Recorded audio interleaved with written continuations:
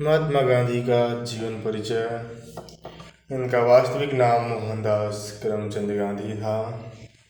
इनका जन्म 2 अक्टूबर 1869 को पोरबंदर, गुजरात में हुआ। माता का नाम पुतलीबाई था। पिता का नाम करमचंद गांधी।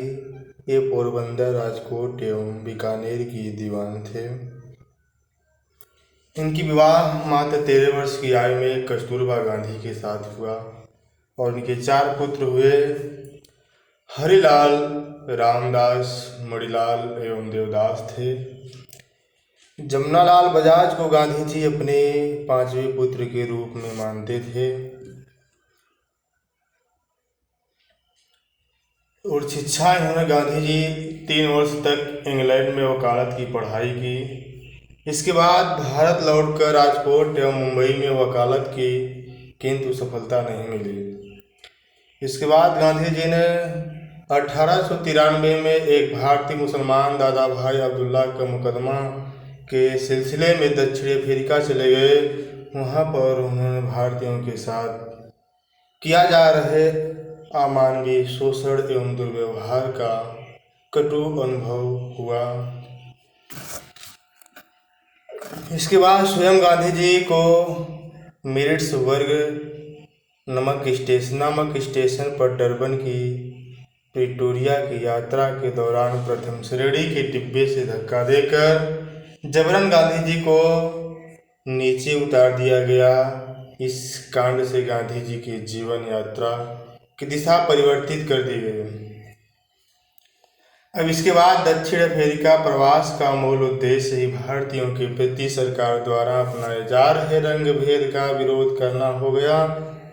दक्षिण अफ्रीका में महात्मा गांधी ने अपनी विचारधारा का प्रसारित करने के लिए 1894 ईस्वी में नेटाल इंडियन कांग्रेस की स्थापना की और जर्मन शिल्पकार कोलेन बाह के सहयोग से 1906 में टॉलस्टॉय फार्म की स्थापना कर वहीं रहने लगे।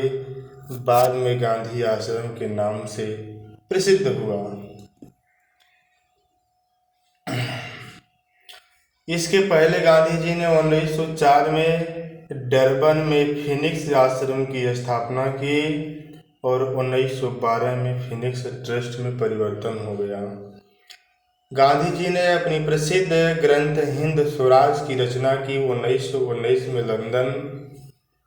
लंदन जाते समय की थी और 23 दिसंबर 1913 को गांधी जी अपनी पत्नी कस्तूरबा गांधी और 16 अन्य सहयोगियों के साथ गिरमिटिया प्रथा के विरुद्ध सत्याग्रह आंदोलन शुरू किया और 1914 में सफलता प्राप्त की। इसके बाद सन 1915 में 9 जनवरी को गांधी जी दक्षिण अफ्रीका से भारत मुंबई वापस लौट आए और उन्होंने अपना राजनीतिक गुरु गोपाल कृष्ण गोखले को बनाया। भारत सरकार द्वारा 9 जनवरी को प्रवासी भारतीय दिवस के रूप में मनाने का फैसला लिया गया।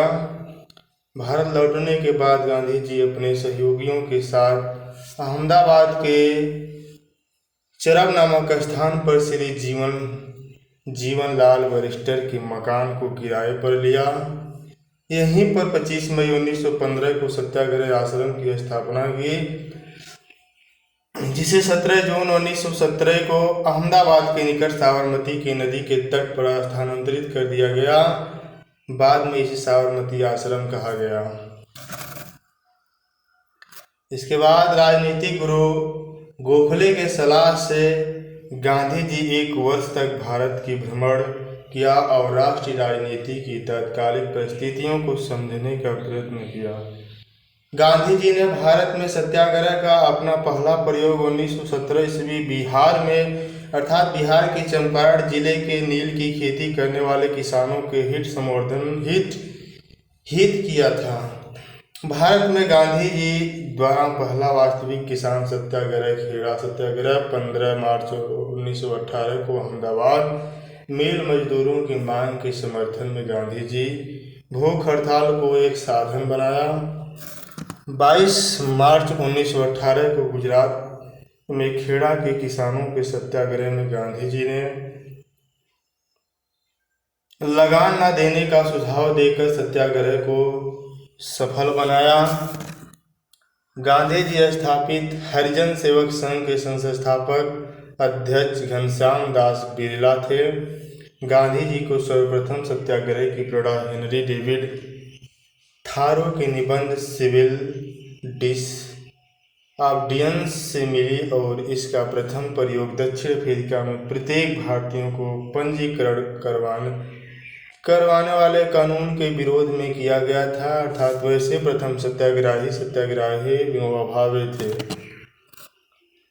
इसके बाद 23 जनवरी 1948 को शाम 5:15 पर जब यह बिरला हाउस के प्रार्थना समाज में जा रहे थे, उसी समय उनकी हत्या नाथूराम गोड्से एवं नाना आप्टे ने कर दी थी।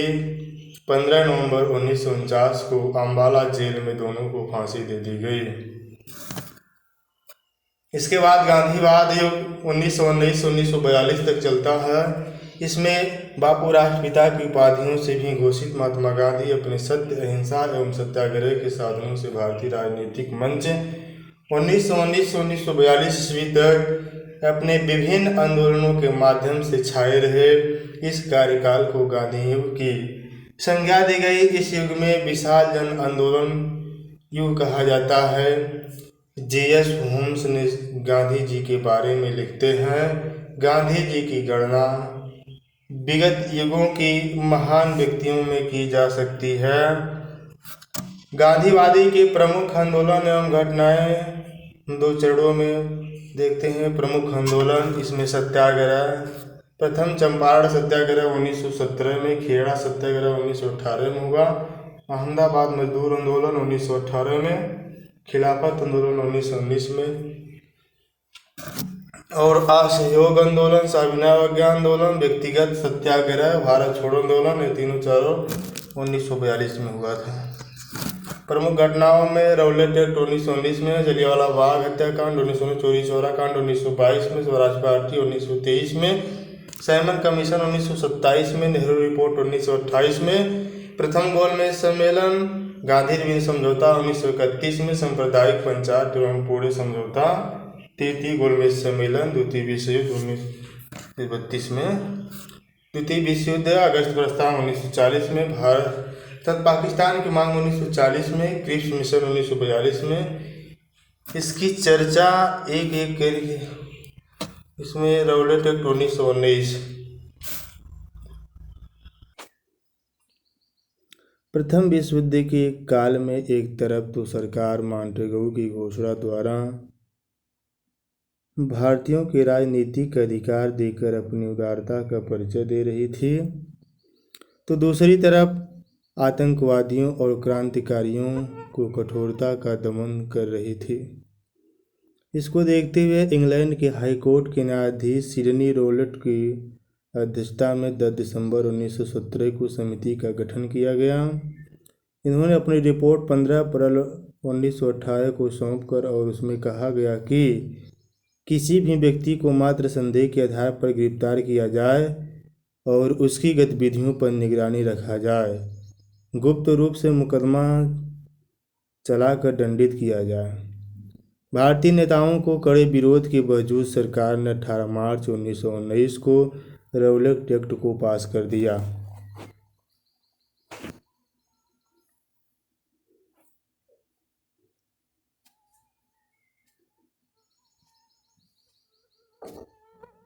इसके बाद भारतीयों ने इसे काला कानून कहा और इसका विरोध किया। भारतीयों ने नारा दिया, कोई वकील नहीं, कोई दलील नहीं, कोई अपील नहीं, कोई दलील नहीं, कोई अपील नहीं। जिन्ना मदन मोहन मालवीय और मेहरुल हक ने कानून के विरोध में केंद्रीय व्यवस्थापिका से इस्तीफा दे दिया। गांधी जी के सुझाव पर कांग्रेस ने पूरे देश में कानून का विरोध करने के लिए 6 अप्रैल 1919 को हड़ताल करने की आह्वान किया। इसमें दिल्ली, अमृतसर, लाहौर, मुल्तान, जालंधर अहमदाबाद इतिहास जगह पर हड़ताल एवं प्रदर्शन की सभाएं की जाने लगी। अनेक स्थानों पर निहत्थी भीड़ पर गोलियां चलाई गई और अनेक व्यक्ति मारे गए। सबसे भीषण स्थिति इसी को माना जाता है, अर्थात पंजाब की थी। इसके बाद गांधी जी को पंजाब जाने के पंजाब में प्रवेश पर प्रतिबंध लगा दिया गया। 8 अप्रैल 1919 को उन्हें पंजाब के पलवल में गिरफ्तार कर मुंबई भेज दिया गया। पंजाब का गवर्नर जनरल ओडायर ने पूरे पंजाब में आतंक का राज स्थापित कर दिया। इसी बीच 9 अप्रैल को रामनवमी के त्यौहार पर हिंदू मुसलमान ने संयुक्त रूप से एक विशाल जुलूस निकाला। इससे घबराकर सरकार ने 2 प्रमुख नेताओं डॉक्टर सतपाल किचलू को गिरफ्तार कर अमृतसर में निर्वासित कर दिया।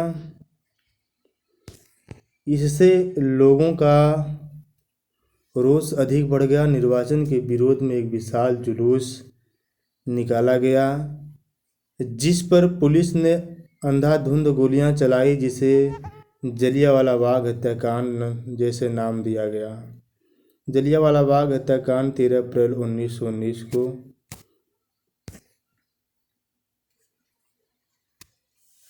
9 अप्रैल को अमृतसर में डॉक्टर सतपाल और डॉक्टर सैफुद्दीन किचलू को बिना किसी कारण के गिरफ्तार कर लिया गया। इन दोनों घटनाओं से जनता आक्रोश थी। आक्रोश दमन करने के लिए जनरल डायर अपनी टुकड़ी समेत अमृतसर पहुंचकर सरकार की दमनात्मक नीतियों और भारतीय नेताओं की गिरफ्तारी के विरुद्ध 13 अप्रैल 1919 को बैसाखी के दोपहर को जलियांवाला बाग में एक सभा का आयोजन किया गया। बाग बहुत बड़ा था, किंतु उसमें निकलने के लिए एक ही मार्ग था। कर्नल रेजिनाल्ड एडवर्ड हरिडायर स्वयं 150 सशस्त्र सैनिकों को समेत वहां पहुंचा। सभा को गैर कानूनी घोषित कर दिया गया, किंतु लोगों का यह सभा स्थल को छोड़कर जाने का मौका दिए बिना डायर ने सैनिकों को वहां एकत्र भीड़ पर गोली चलाने के आदेश दे दिया, जिसमें लगभग 1000 लोग मारे गए। इस हत्या को पूरे देश में आलोचना की गई। ब्रिटिश हाउस ऑफ कॉमर्स में एक सदस्य ने कहा कि ऐसी प्रबलता ही मिसाल संसार में कहीं नहीं। इसके बाद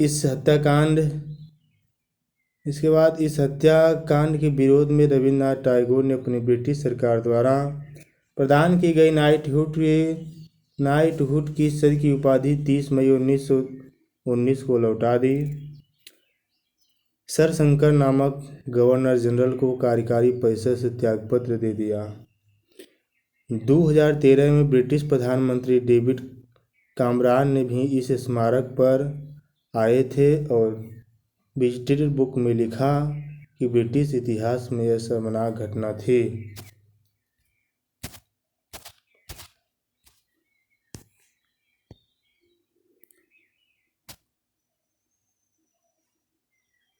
प्रारंभ में सरकार इस हत्याकांड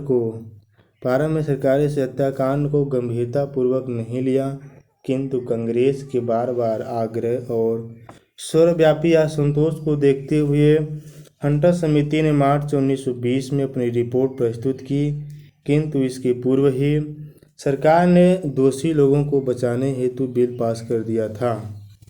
गांधी जी ने इस रिपोर्ट को पढ़ने निर्लज सरकारी लिटापोती की संज्ञा दी। डायर को पद से हटा दिया गया, किंतु ब्रिटेन ने उसे ब्रिटिश साम्राज्य का शेर की उपाधि दी गई थी।